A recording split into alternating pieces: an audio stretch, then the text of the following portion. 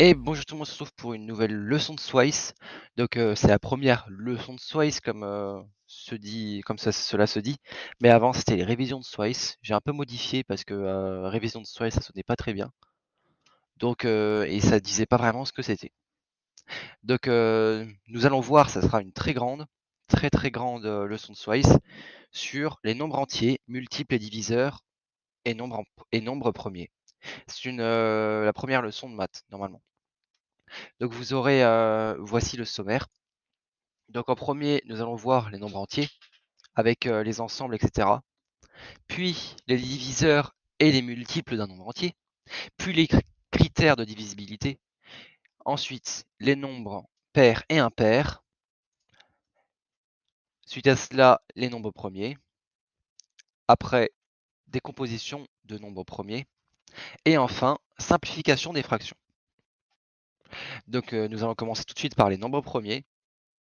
Donc au collège, nous avons vu qu'un nombre antinaturel est un nombre entier positif, et aussi qu'un nombre entier relatif est un nombre entier positif ou négatif. Donc, aujourd'hui, nous allons voir ce que cela signifie. L'ensemble des nombres entiers naturels est noté n. L'ensemble des nombres entiers relatifs est noté z. Z est en rouge, en noir parce que j'ai pas pu, il n'existe pas dans les altcodes. Donc, les nombres entiers naturels, c'est-à-dire n. L'ensemble des nombres entiers naturels tiennent tiennent leur nom de la valeur de leur nombre. Par exemple, il y a un soleil, 5 cahiers, 83 pages. On les retrouve dans la nature. Par exemple, on retrouve qu'il y a un soleil dans la nature. Mais il n'existe pas un nombre à virgule. Par exemple, 1,5, 1,5 je sais pas, ça n'existe pas. C'est pas possible. C'est une moitié de chose, on va dire une moitié de cahier et un cahier. Et dans ce cas-là, c'est la moitié de cahier qui est égale à 1. Donc 1 fois moitié de cahier. Vous l'aurez compris, les entiers naturels sont des nombres entiers positifs uniquement. 0 compris. On peut dire qu'il y a 0 soleil rose qu'on retrouve, bien sûr qu'il peut-être qu'il y en a, mais pas visible. On n'en voit pas dans le ciel, quoi. Ensuite, les nombres entiers relatifs. Les nombres entiers relatifs ne se trouvent pas dans la nature, contrairement aux entiers naturels, d'où leur nom. On a donc créé une catégorie spécialement pour eux, qui s'appelle Z, les nombres Z, ou ça vient de Zahl, un mathématicien allemand. Ces entiers contiennent pourtant les nombres n, mais aussi leur opposé. C'est-à-dire que Z, c'est à la fois n, mais aussi l'opposé de n. Par exemple, n ne contient que 1, ne contient que 1, on a 1 et moins 1, n ne contient que 1, et z contient 1 et moins 1. Il ne contient pas que moins 1. Ensuite, ensuite, par exemple, deux exemples pour les ensembles. Moins 4, justement, est un entier négatif. C'est donc un nombre entier relatif. On note moins 4 appartient à z. Voilà, j'ai pas mis z en écriture spéciale. Cette dernière écriture se lit appartient à l'ensemble des nombres entiers relatifs. En revanche, moins 4 n'est pas un nombre positif. Donc il n'appartient pas à l'ensemble des entiers naturels. Donc on le note, moins 4 n'appartient pas à n. Voici un graphique, voici comment se situent les deux ensembles. Donc n, dedans, il peut avoir 27, 0, 5, 2358, ça peut être jusqu'à l'infini. Mais z, c'est ça déjà, il y a tous les nombres qui appartiennent à n dedans, plus moins 5, moins 20, moins 273, moins 4587. Voilà. Nous allons passer à la deuxième partie, les diviseurs et multiples d'un nombre entier. Donc nous allons voir d'abord la définition de multiples et diviseurs d'un nombre entier. Soit A et B, deux entiers relatifs. Si le reste de la division euclidienne de A par B est nul. Autrement dit, s'il existe un entier K tel que A fois B, A égale K fois B. Ça, c'est la définition de diviseur d'un nombre entier. Définition ensuite, par exemple, du coup, A est un multiple de B, B est un diviseur de A, c'est la même chose, A et les deux premiers, et on dit aussi que A est divisible par B. Les diviseurs et multiples d'un nombre entier à retenir. Toujours la suite. Réciproquement, si A est un multiple de B, ou si B est un multiple de A, alors il existe un entier relatif K tel que A égale K fois B. Par exemple, nous avons 35 égale 7 fois 5. 35 est un multiple de 7, car 35 égale 7 fois K, avec K égale 5. Et 7 est donc un diviseur de 35.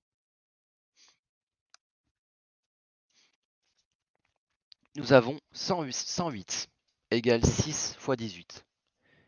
108 est un multiple de 18, car 108 égale K fois 18, avec K égale 6. Et 18 est un diviseur de 108. Nous allons voir quelques propriétés maintenant. Un nombre entier possède un nombre fini de diviseurs, mais un nombre infini de multiples. Par exemple, là du coup, ça signifie que, par exemple, dans la table de 2, ça ne s'arrête pas à 20, parce qu'on voit 2 fois 1, 2 fois 2, 2 fois 3, 2 fois 4 jusqu'à 2 fois 10, mais ça ne s'arrête pas, tout simplement. Ça va jusqu'à l'infini. Et la somme de deux multiples d'un nombre A est un multiple de A. Démonstration. Soit A est un entier relatif non nul, soit B et C deux multiples de A. B est un multiple de A. Il existe donc un entier relatif P tel que B égale P fois A. On a juste changé les lettres en fait. C est un multiple de A. Il existe donc un entier relatif Q tel que C égale Q fois A. Nous obtenons B plus C égale parenthèse P fois A plus parenthèse Q fois A égale A fois P plus Q en factorisant par A égale A fois K en posant K égale P plus Q. Je préviens juste P signifie produit, Q égale quotient. Voilà. Comme somme de deux nombres entiers, K égale P plus Q et aussi un nombre entier. Il existe donc un entier relatif K tel que B plus C égale K fois A. B plus C est donc un multiple de A.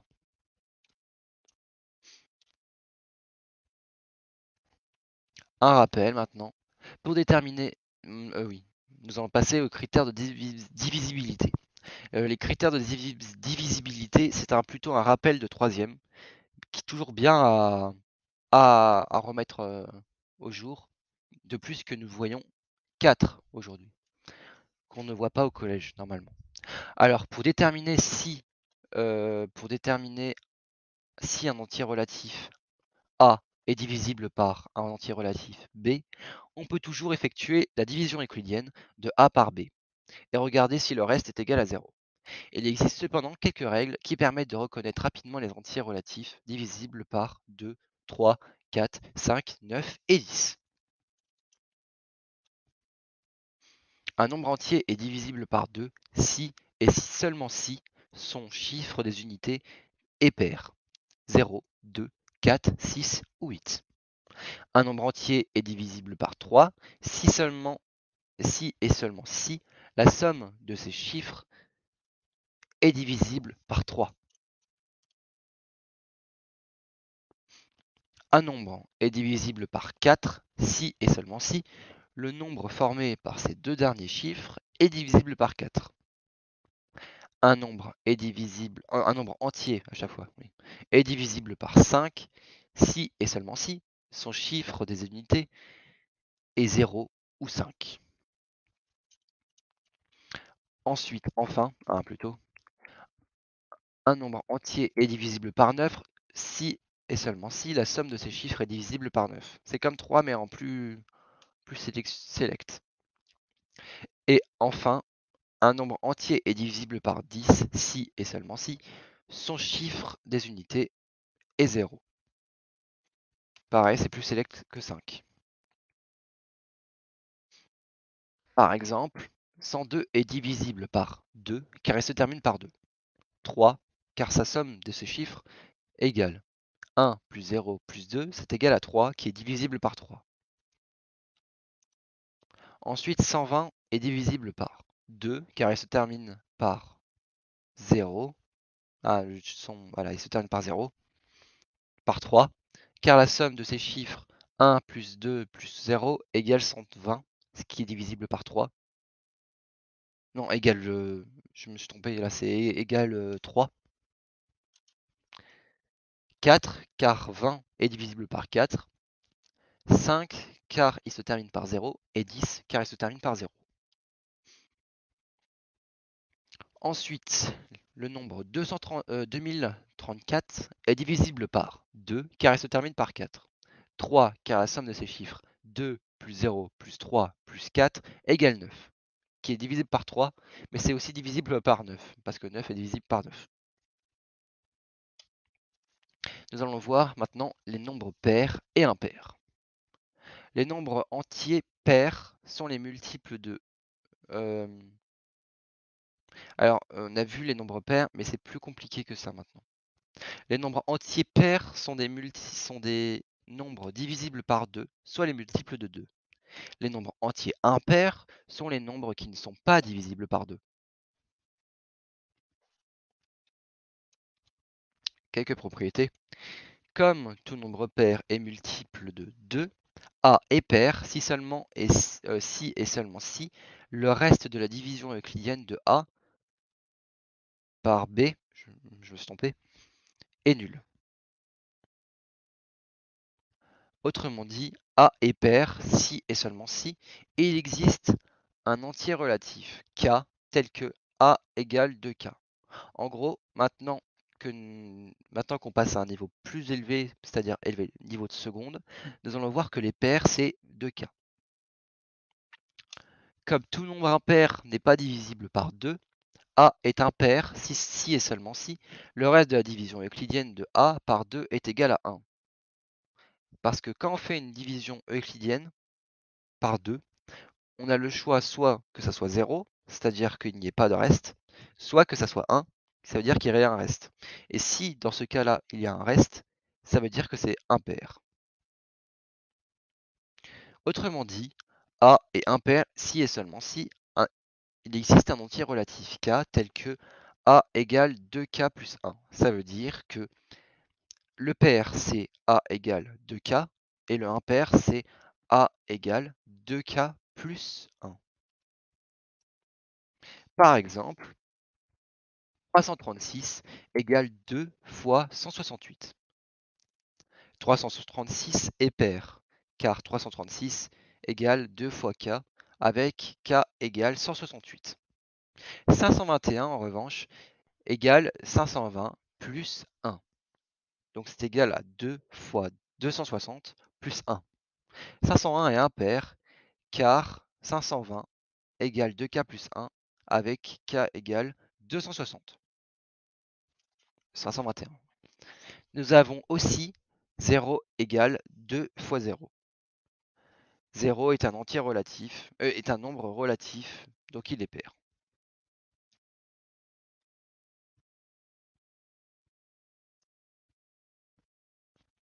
Remarquons qu'on considère que 0 est un multiple de tous les entiers, car pour tous entiers relatifs A, 0 égale A fois 0.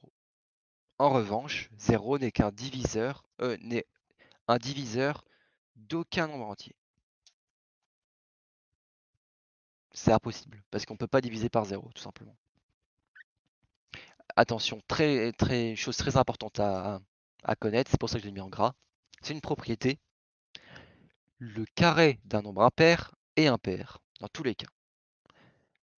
Voici la démonstration. Soit A un entier relatif impair. Comme A est impair, il existe un entier relatif K tel que A égale 2K plus 1. Nous avons donc A au carré égale 2K plus 1 au carré. Comme justement, c'est ce qu'on avait dit dans la propriété. Le carré d'un nombre impair, un nombre impair c'est 2K plus 1, et comme c'est le carré, c'est A au carré. Et là maintenant, nous allons montrer qu'il est impair.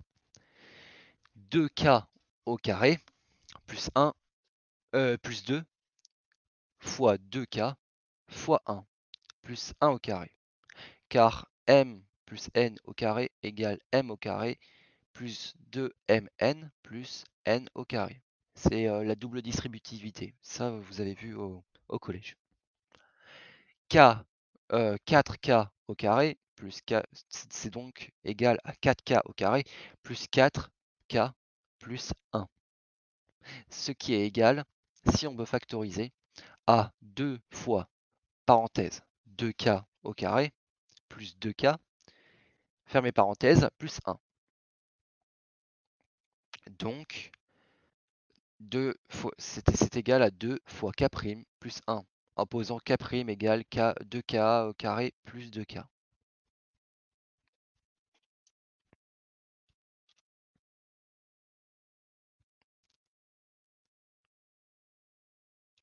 Comme produit et somme de nombres entiers, K' est aussi un nombre entier. Il existe donc un nombre relatif tel que A au carré égale 2K' plus 1. A au carré est donc aussi un nombre impair. Courage, cette leçon est très longue. On a fait 4 parties sur 7. Voici la 5e partie, des nombres premiers. Je vous conseille d'apprendre plusieurs petites fois, c'est mieux pour vous.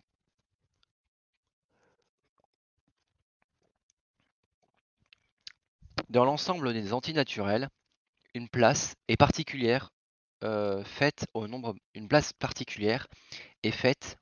premier. Et ce, depuis l'Antiquité. Nous allons donc voir maintenant comment les reconnaître et étudier quelques-unes de leurs propriétés. C'est beaucoup de rappels. Donc, si vous voulez la passer, mais il y a quand même quelques petites choses en plus qui vous permettent d'étoffer vos connaissances.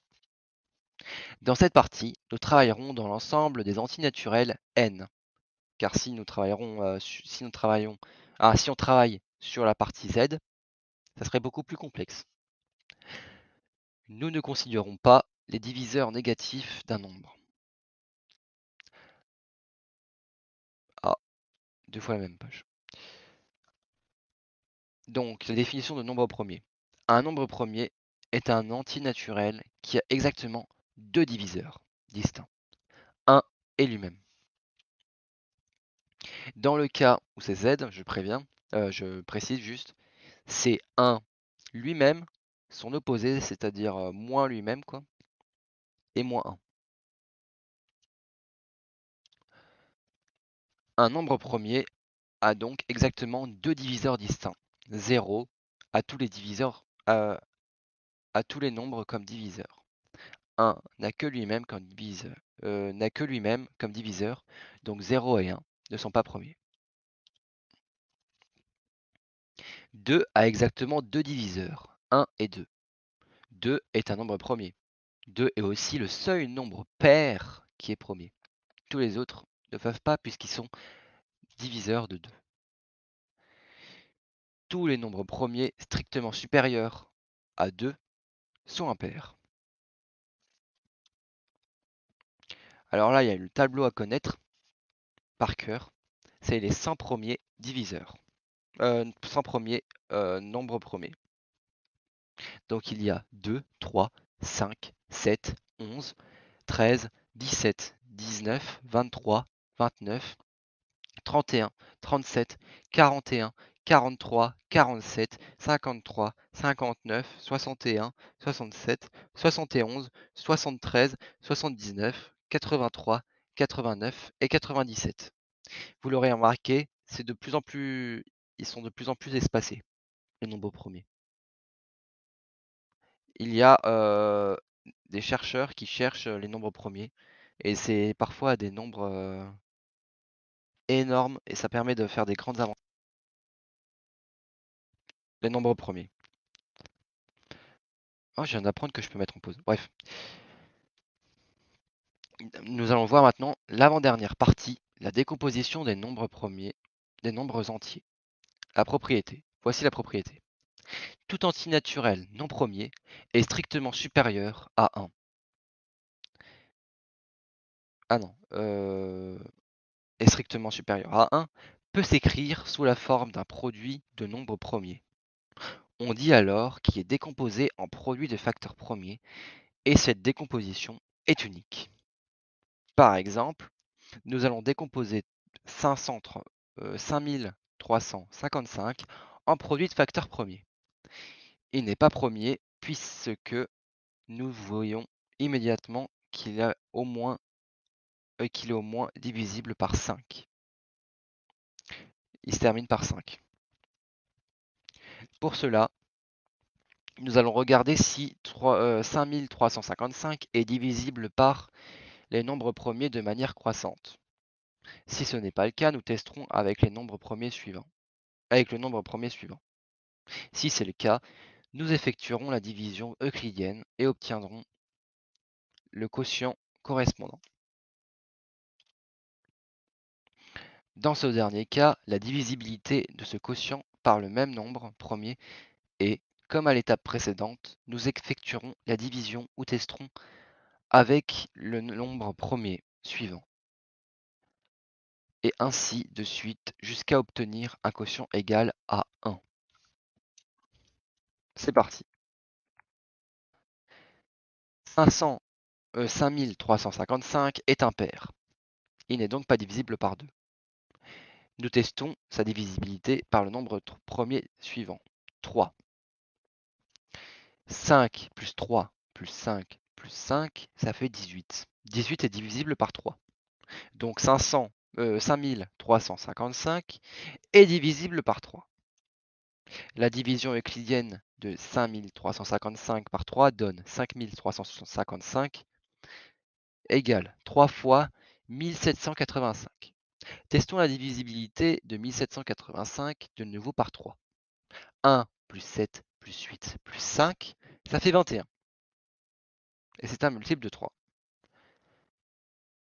1785 est donc divisible par 3. La division euclidienne de 1785 par 3 donne 1785 égale 3 fois 595. 595 n'est pas divisible par 3, mais il est divisible par 5. La division euclidienne de 595 par 5 donne 595 égale 5 fois 119. 119 n'est pas divisible par 5, mais il est divisible par 7. La division euclidienne de 119 par 7 donne 119 égale 7 fois 17. 17, lui, n'est pas divisible par 7, ni par 11, ni par 13, mais divisible par 17, par lui-même. La division euclidienne de 17 par 17 donne 17 égale 17 fois 1, parce que 17 est un nombre premier. Nous sommes arrivés à un quotient égal à 1. Nous pouvons donc arrêter ici. Nous arrêter ici. Pour schématiser ces divisions successives, nous pouvons les noter dans un tableau. C'est plus pratique et ça permet de gagner beaucoup plus de temps que tout rédiger. Je vous laisse le regarder. Voilà. Donc nous lisons donc dans la colonne de droite la décomposition de 5355 en produit de facteurs premiers. Donc 5355 c'est égal à 3 fois 3, fois 5, fois 7, fois 17. Il y a un moyen pratique pour le faire. Parfois, la décomposition peut être assez évidente et on peut le faire rapidement. 999, ça fait 9 fois 11. Ça, on le sait, c'est très facile, c'est dans la table de 11, puisque c'est deux fois le même chiffre.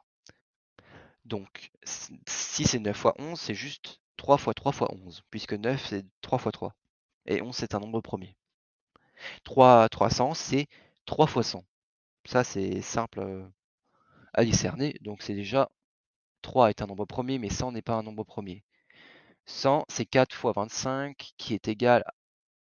Du coup, je continue le calcul, ça fait 3 fois 5 fois 25, ce qui fait 3 fois 2 fois 2 fois 5 fois 5.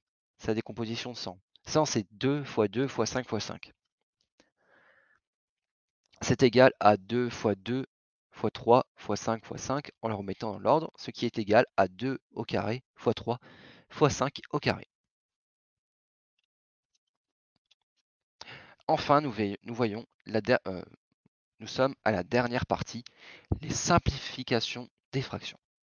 La décomposition des entiers naturels en produits de facteurs premiers permet de simplifier les fractions pour obtenir des fractions irréductibles.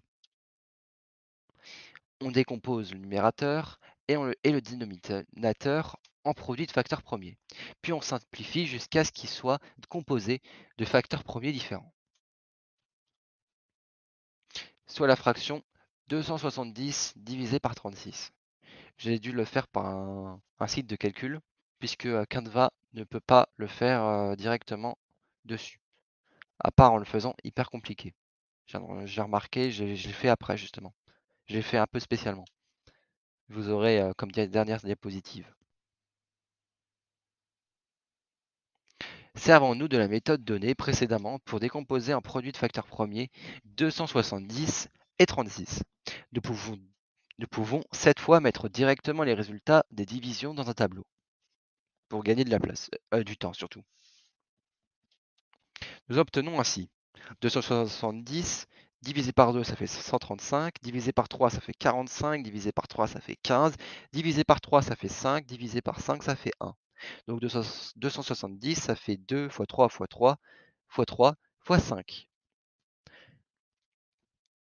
Par contre, 36 divisé par 2, ça fait 18, divisé par 2, ça fait 9, divisé par 3, ça fait 3, divisé par 3, ça fait 1. Donc 36, c'est égal à 2 fois 2 fois 3 fois 3. Donc voici le calcul. 270 divisé par 36 égale 2 fois 3 fois 3 fois 3 fois 5. Et 36, 2 fois 3, 2 fois 2 fois 3 fois 3.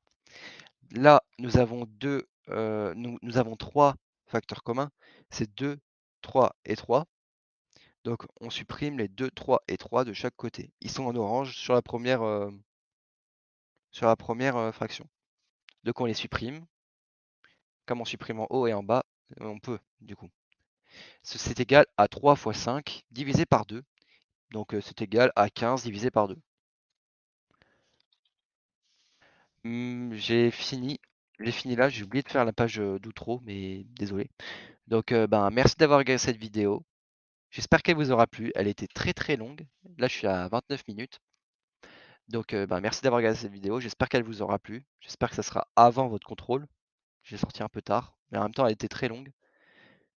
Ciao, à la prochaine.